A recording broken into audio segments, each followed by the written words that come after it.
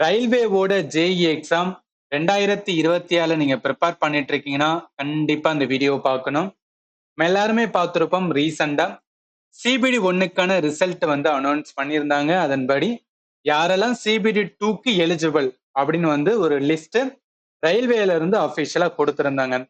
இப்ப யாரெல்லாம் இந்த சிபிடி 1 கிளியர் பண்ணிருக்கீங்களோ இந்த வீடியோ என்ன பண்ணுங்கன்னா எண்டு வரைக்கும் பாருங்க. ஏன்னா சிபிடி 2 எப்படி ப்ரிப்பேர் பண்றது, எதை ப்ரிப்பேர் பண்ணணும், நான் எதை ப்ரிப்பேர் பண்ணக்கூடாது, இதை ஃபர்ஸ்ட் வந்து ஒரு கிளாரிட்டியா நீங்க தெரிஞ்சுக்கிட்டீங்கன்னு வச்சுக்கலாம்.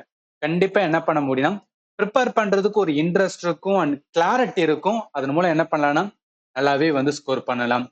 இப்ப முதல்ல நிறைய ஸ்டூடெண்ட்டுக்கு வந்து டவுட் இருக்கலாம், நீங்க சொல்ல போற ஸ்ட்ராட்டஜி நான் ஃபாலோ பண்ணா என்னால கிளியர் பண்ண முடியுமானா. ஏன்னா யூடியூப்ல நிறைய சேனல்ஸ் இருக்காங்க, நிறைய பேர் என்ன பண்றாங்கன்னா வீடியோ மேக் பண்றாங்க. பட் கடந்த ஒரு 2ல இருந்து 3 வருஷமா நான் சென்ட்ரல் கவர்மெண்ட் ஆஸ்பருக்காக தான் கம்ப்ளீட்டா என்ன பண்ணிட்டு இருக்கேன், கைட் பண்ணிட்டு இருக்கேன். ஸோ அதனால கண்டிப்பா நான் சொல்றது வந்து உங்களுக்கு வந்து யூஸ்ஃபுல்லா இருக்கும். நீங்க எண்டு வரைக்கும் பார்த்துட்டு உண்மையிலேயே ஒரு சொல்றது நல்லா இருக்கா இல்லையான்னு சொல்லிட்டு உங்களோட ஃபீட்பேக் கூட என்ன பண்ணுங்கன்னா இந்த வீடியோட கமெண்ட்ல சொல்லுங்க. நான் ஸ்ட்ரைட்டா என்ன பண்ணலன்னா சிபிடி 2 எந்த ஒரு எக்ஸாமா இருந்தாலும் சரி, நமக்கு முதல்ல என்ன தெரியணும்னா என்ன சிலபஸ் இருக்கு. ஏன்னா சிலபஸ் ஓரியன்டா தான் என்ன பண்ண முடியும், நம்மளால ப்ரிப்பேர் பண்ண முடியும். இப்ப செகண்ட் ஸ்டேஜ் பொறுத்தளவுக்கு நல்லா கவனிங்க. நம்ம செகண்ட் ஸ்டேஜ்ல ப்ரிப்பேர் பண்ண வேண்டிய வந்து ஏரியானா இதுதான். General awareness, physics and chemistry, basic of computer and application, basic of environment and pollution control and technical abilities. இப்ப இந்த இதுல நல்லா நீங்க கவனிக்கணும். மொத்தம் நம்மளுக்கு டைம் வந்து 2 மணி நேரம். ஸோ 2 மணி நேரம் மொத்த கொஸ்டின் வந்து 150 கொஸ்டின், 150 மார்க். இப்ப இதுல என்ன வந்து ஒரு பெரிய ப்ராப்ளம் இல்ல கொஞ்சம் டஃபா ஃபீல் ஆகுனா இந்த டெக்னிக்கல் அபிலிட்டி தான். ஏன்னா மிச்சம் இருக்கிற டாபிக் கூட என்ன பண்ணலாம்னா ஈஸியா லேர்ன் பண்ணலாம். ஏன்னா நீங்க டயர் 1 சிபிடி 1 கிளியர் பண்ணிருக்கீங்கனாவே உங்களுக்கு பேசிக்ஸ் என்னன்னா நீங்க ஸ்ட்ராங்கா இருக்கீங்கன்னு தான் அர்த்தம். இந்த டெக்னிக்கல் அபிலிட்டிக்கு என்ன பண்றது, ஏன்னா இதுல 100 கொஸ்டின்ஸ் இருக்கு ரைட்டா, இது ஹையான வெயிட்டேஜ். அப்ப இதுக்கு என்ன பண்ணணும்னு நான் முதல்ல வந்து சொல்லிடுறேன், நல்லா கவனிங்க. இப்ப இந்த டெக்னிக்கல் அபிலிட்டில நம்ம என்ன சப்ஜெக்டை ப்ரிப்பேர் பண்ண சொல்லிட்டு நம்மளோட அப்ளிகேஷன் ஃபார்ம்ல வந்து பாத்துக்கலாம். ஏன்னா சம்டைம்ஸ் சில ஸ்டூடெண்ட்டுக்கு வந்து நீங்க மறந்துருப்பீங்க. இல்ல நம்ம என்ன கொடுத்துருப்போம்னா எக்ஸாமோட குரூப் அப்படின்னு கொடுத்துருப்போம். ஸோ என்ன நீங்க குரூப் கொடுத்தீங்களோ அது ரிலேட்டடா என்ன பண்ணி ஆகணும்னா நீங்க வந்து ப்ரிப்பேர் பண்ணி ஆகணும். சரி, இப்ப நல்லா கவனிங்க. டெக்னிக்கல் அபிலிட்டி அப்படின்னு வந்துன்னா டீடைல் சிலபஸ்ல மென்ஷன் பண்ணியிருப்பாங்க. அதோட கம்ப்ளீட் சிலபஸ் என்னன்னா தனியா வந்து கொடுத்துருப்பாங்க. அந்த தனியா கொடுத்து இந்த இடத்துல கொடுத்துருக்கேன். இப்ப இது வந்து நம்ம நோட்டிபிகேஷன் ஸ்டார்டிங்ல என்னன்னா எல்லாருமே பார்த்துருப்போம்.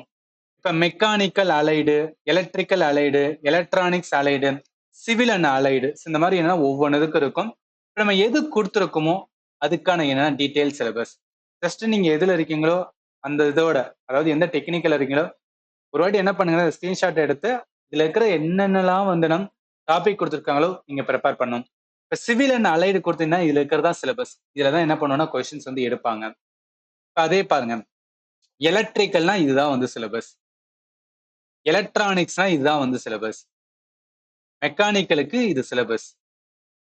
அதே மாதிரி வந்து சிஎம்ஏ அப்படின்னு சொல்லிட்டு ஒரு குரூப் இருக்கும், அதுக்கான வந்து சிலபஸ் வந்து கொடுத்துருக்காங்க. இந்த சிலபஸ் என்டையராவே என்ன அப்படின்னு பாத்தீங்கன்னா 6th இருந்து 12th வரைக்கும் ஸ்கூல் புக், சிபிஎஸ்சி என்சிஆர்டி புக்ல என்ன இருக்கோ அதை வந்து வச்சிருக்காங்க. பட் மிச்சது எல்லாமே வந்து இன்ஜினியரிங் லெவல்ல என்ன பண்ணிருப்பாங்கன்னா கொஸ்டின்ஸ் வந்து கேட்பாங்க. என்ன சிலபஸ் அப்படின்னு சொல்லிட்டேன். இதுக்கு ஏத்தாப்புல நான் எப்படி சார் ப்ரிப்பேர் பண்றது, ஏன்னா டெக்னிக்கல் இருக்குன்னு தெரியுது, 100 கொஸ்டின்ஸ் கேட்க போறாங்கன்னு தெரியுது, நான் என்ன மாதிரி வந்து ப்ரிப்பேர் பண்ணும், ஏன்னா நிறைய கன்ஃபியூஷன் இருக்கு. புக்கை எடுத்தா மறுபடியும் வந்து இன்ஜினியரிங்கா அப்படின்னு கடுப்பா இருக்கு. இன்னொன்னு நிறைய இருக்கும். நான் எல்லாத்தையும் என்ன பண்ண முடியாதுன்னா ஒவ்வொரு செமஸ்டர் புக் எடுத்து வந்து உட்காந்து படிக்க முடியாது. என்ன சார் பண்ணலாம்னா தயவு செய்து என்ன பண்ணுங்கன்னா ப்ரீவியஸ் கொஸ்டினை ஓபன் பண்ணுங்க. அதாவது ரயில்வேவோட ஜேஇல கேட்ட வந்து ப்ரீவியஸ் கொஸ்டின்ஸ் இப்ப நம்ம வந்து என்ன படிக்க போறோம்னா போன வருஷத்துல என்ன கேட்டிருக்காங்கன்னு சொல்லிட்டு நீங்க ஓபன் பண்ணணும்.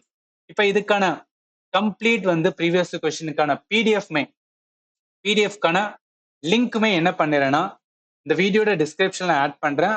இல்லையா உங்களுக்கு வாட்ஸ்அப்ல வேணும்னாலும் இது என்னோட ஃபோன் நம்பர், இந்த நம்பருக்கு என்ன பண்ணுங்கன்னா நீங்க வாட்ஸ்அப் பண்ணீங்கன்னா இந்த ப்ரீவியஸ் கொஸ்டின்ஸ் என்டையர் என்ன பண்ணிக்கலாம்னா நீங்க வந்து ஒன்ஸ் டவுன்லோட் பண்ணிட்டு ப்ராப்பரா லேர்ன் பண்ணிக்கலாம். ஏன்னா இப்ப நிறைய வந்து கூகுள்ல போகும்போது ரயில்வேவோட இதோட ரயில்வேல நிறைய எக்ஸாம்ஸ் இருக்கு. ஜேஇன்னு கொடுத்து வேற எக்ஸாமோட வந்து கொஸ்டினை கூட மாத்தி கொடுத்துடலாம். ஸோ அதனால என்ன ஆகுனா கன்ஃபியூஷன்ஸ் வரக்கூடாதுன்னு சொல்லி தான் இந்த இடத்துல நான் சொல்றேன். இப்போ இதுல என்ன இருக்கும்னா தனித்தனியா இருக்கும். நம்ம அதுல என்ன கொடுத்துருக்கோமோ, என்ன நம்மளோட வந்து டெக்னிக்கல் இருக்கோ அந்த இதை ஓபன் பண்ணி என்ன பண்ணுங்கன்னா என்ன மாதிரிலாம் கேள்வி கேட்டுக்கான்னு சொல்லிட்டு ஒரு நோட்டு போட்டுருங்க. ஒரு நோட்டு போட்டு என்னன்னா முதல்ல அந்த கேட்ட கேள்வி, அதாவது 100 கொஸ்டின்ஸ் இருக்கும் ரைட்டா, மொத்தம் 150 கொஸ்டின், அதுல 50 விட்டுருங்க, அது 50 பாத்துக்கலாம். 100 கொஸ்டின் இருக்கு பாத்தீங்களா, அந்த 100ல எப்படிலாம் கேட்கறான்னு சொல்லிட்டு ஒவ்வொரு கொஸ்டின் என்ன பண்ணுங்கன்னா கொஸ்டின் எழுதாதீங்க. ஆனா அந்த கொஸ்டின் சும்மா உங்களுக்கு ஓரளவு புரியுற மாதிரி இருக்கும். அது என்ன டாபிக் அப்படின்னு சொல்லி மட்டும் என்ன பண்ணணும் நோட் பண்ணுங்க. இதை நீங்க ஓபன் பண்ணீங்கன்னா முதல்ல ஒரு 50 கொஸ்டின்ஸ் வந்து என்னன்னா நான் டெக்னிக்கலா இருக்கும். அடுத்து கீழே வந்தீங்கன்னா தான் 1ல இருந்து ஆரம்பிக்கும். இதுதான் வந்து டெக்னிக்கல். அதுல என்னன்னா ஃபார் எக்ஸாம்பிள் இங்க பாருங்களேன், இது வந்து என்ன சிவில் இன்ஜினியரிங்கானது. இதுல என்ன கேட்டிருக்காங்க, டைப் ஆஃப் ஜங்ஷன் அப்படின்னு சொல்றாங்க. அப்ப என்ன பண்ணுங்கன்னா ஜங்ஷன் அப்படின்னு சொல்லிட்டு சும்மா எழுதி வைங்க. அடுத்து ஒவ்வொரு கொஸ்டினா பாருங்க. ஒவ்வொரு கொஸ்டினா பார்க்கும்போது இந்த இடத்துல பெயின் கோட்ஸ் அப்படின்னு சொல்றாங்க. இது அந்த லைன்ல இருக்கிறவங்களுக்கு புரிய வரும். அதே மாதிரி ஒவ்வொரு டொமைனுக்கும் என்ன இருக்கோ ஜஸ்ட் ஒரு ஒரு ஒரு ஒரு லைன் மட்டும் எழுதுங்க. ஒவ்வொரு கொஸ்டினுக்கு ஒரு லைன் எழுதுங்க. இந்த மாதிரி என்னன்னா ஒரு 2-3 கொஸ்டின்ஸ் பார்க்கும்போது உங்களுக்கு ஒரு ஐடியா கிடைக்கும். ஓகே என்ன ஏரியால கேட்கிறான்னு தெரிஞ்சு அதுக்கேத்தாப்புல என்ன பண்ணிக்கலாம்னா அந்த ஒவ்வொரு லைன் இருக்கு பாத்தீங்கன்னா அந்த ஒவ்வொரு லைனும் ஒரு டாபிக் மாதிரி எடுத்து அந்த டாபிக்கோட வந்து நீங்க ப்ரிப்பேர் பண்ணலாம். எய்தர் வந்து புக்கு வந்து என்ன பாத்தீங்கன்னு வச்சுக்கலாம், நான் கண்டிப்பா நம்மளோட டெலிகிராம் சேனல்ல இந்த ஒவ்வொரு டெக்னிக்கலுக்கான பிடிஎஃப் அந்த ப்ரீவியஸ் கொஸ்டினுக்கான பிடிஎஃப் வந்து நான் கொடுப்பேன். நீங்க அதை பார்க்கலாம். இல்லையா என்ன பண்ணுங்கன்னா ஸ்ட்ரைட்டா யூடியூப்ல வந்து போயிருங்க. எதுக்காக சொல்ல வரேன்னா முதல்ல தான் நம்மளுக்கு வந்து என்னன்னா நம்ம யூடியூப் இருக்காது, அந்த கூகுள் இருக்காது, அதனால என்ன பண்ணுவோம் புக்கே பார்த்துட்டு இருப்போம்.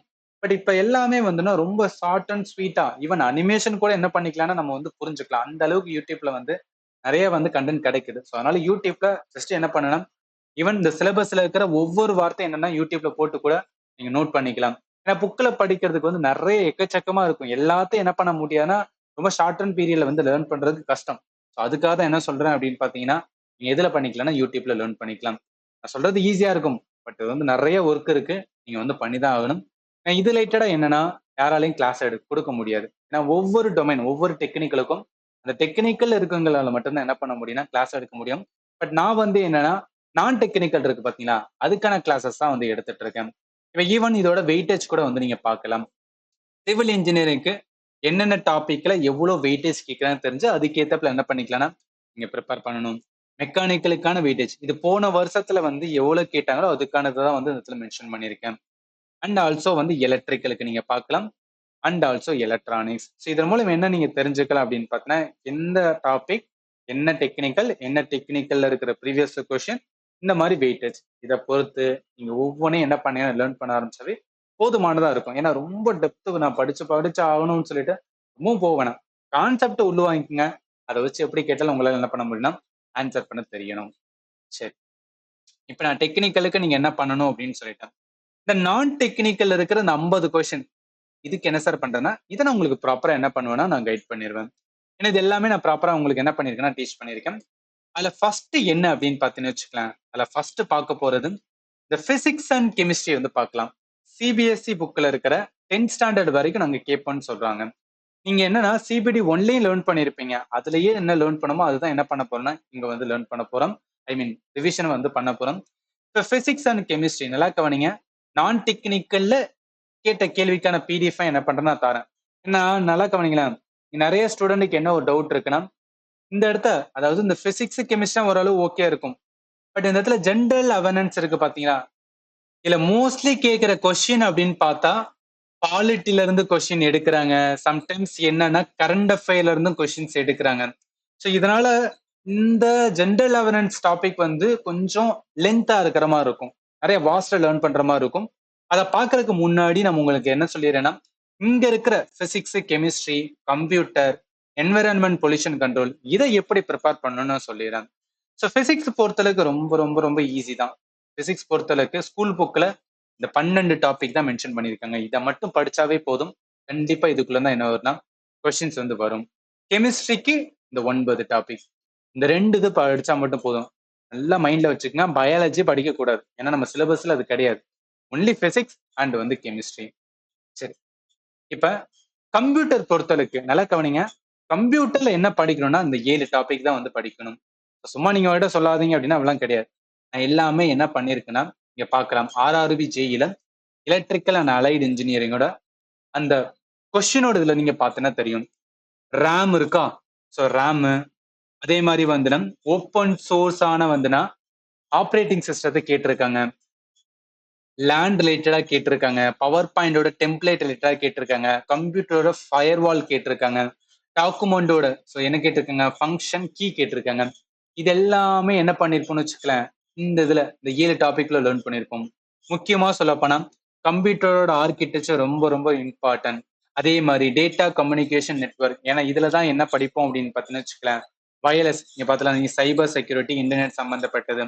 இம்பார்ட்டன்ட் ஃபேக்ட்ஸ் எல்லாம் எம்எஸ் ஆஃபீஸோட வந்து ஷார்ட்கட் கீஸ் அதுல தான் வந்து இந்த ஃபங்க்ஷனல் கீ எல்லாத்தையும் என்ன பண்ணுவோம் நம்ம லேர்ன் பண்ணுவோம். ஸோ அதனால வேணா ஃபர்ஸ்ட் என்னென்ன டாபிக் இருக்கு, நீங்க என்ன பண்ணணும் அப்படின்னு நான் சொல்லிட்டு இருக்கேன்.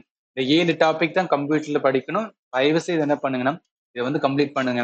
ஏன்னா 7 டாபிக் ரொம்ப ஷார்ட் அண்ட் ஸ்வீட்டா இருக்கும். நீங்க என்ன படிச்சீங்கன்னு வச்சுக்கலாம், கண்டிப்பா இதுல இருந்து என்ன பண்ணலாம், கொஸ்டின்ஸ் வந்து அடிச்சிடலாம். ஓகே, அடுத்து வாங்க. என்விரான்மெண்ட் ஈக்காலஜி பொறுத்தளவுக்கு என்னன்னா இந்த 7 டாபிக். இதுவும் வந்து என்ன கேட்கறாங்கன்னா எஸ் வந்து கொஸ்டின்ஸ் எடுக்கிறாங்க. நீங்க பார்க்கலாம், முனிசிபாலோட solid waste, greenhouse gases எது கிடையாது, இதெல்லாம் நீங்க படிச்சிருக்கணும் ரைட்டா. கிரீன் ஹவுஸ் கேஸ்னா என்னன்னு தெரியணும். அப்படி தெரிஞ்சா மட்டும்தான் அதுல எது வந்து வராது அப்படின்னு உங்களால சொல்ல முடியும். அடுத்து இந்தியால கிரியேட் பண்ணப்பட்ட வந்து என்னன்னா என்விரான்மெண்ட் ப்ரொடக்ஷன் ஆக்ட் கொண்டு வந்திருப்பாங்க. எந்த வருஷம் கொண்டு வந்தான்னு கேட்கறாங்க. இதெல்லாம் லீகல் இனிஷியேட்டிவ் இந்தியால இருந்து எடுத்திருப்பாங்க. சில எதுக்காக சொல்ல வேணா கொஸ்டின்ஸ் கேட்கறாங்க. படிச்சா மட்டும் தான் என்ன பண்ண முடியும்னா நம்மளால ஸ்கோர் பண்ண முடியும். இந்த 7 டாபிக் நீங்க என்ன பண்ணியானா படிச்சாகணும். இந்த என்விரான்மெண்ட் ஈக்காலஜி மட்டும் நான் என்ன பண்ணனா கிளாஸஸ் வந்து ஆட் பண்ணல.